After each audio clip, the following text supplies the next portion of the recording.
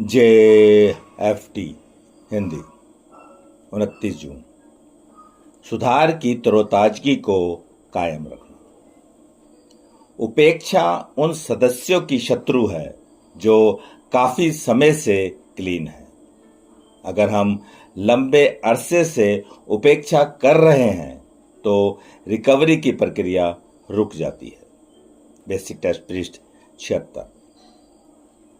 सुधार में शुरू के कुछ एक साल गुजरने के बाद हम में से बहुतों को लगने लगता है कि अब बड़ा करने के लिए कुछ और नहीं रह गया।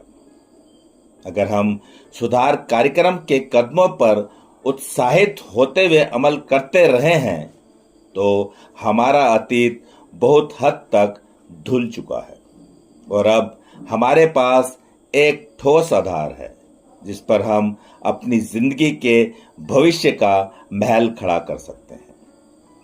अब हमने काफी कुछ हद तक जिंदगी को उसी तरह कबूल करना सीख लिया है जैसी कि वह है।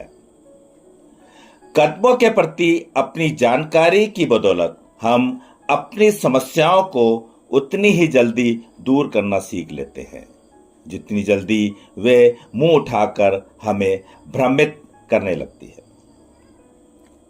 जब एक बार हम सुख चैन के इस स्तर को छू लेते हैं तो हम अपने सुधरने के रास्ते में इसे थोड़ी देर के लिए ठहर कर सुस्ता लेने का एक पड़ाव मानने लगते हैं।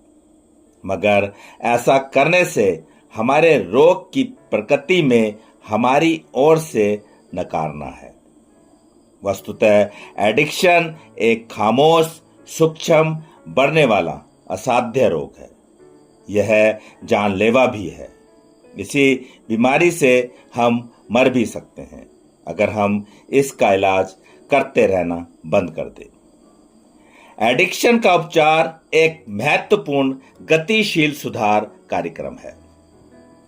सुधार के 12 कदम एक ऐसी प्रक्रिया है, एक ऐसा रास्ता जिस पर चलकर हम अपनी बीमारी से हमेशा एक कदम आगे रहते हैं। लगातार चलती रहने वाली सुधार प्रक्रिया में मीटिंग्स, स्पॉन्सरशिप, सेवाएं और 12 कदम हमेशा अत्यावश्यक बने रहते हैं।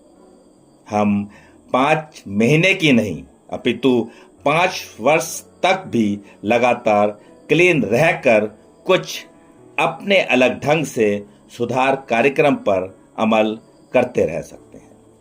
पर फिर भी इसका मतलब यह नहीं है कि कार्यक्रम बदल गया है या उसका महत्व कम हो गया है। हाँ, केवल इतना ही हुआ है कि हमारी वास्तविक समझ में बदलाव आ गया है और हम ठीक हो रहे हैं।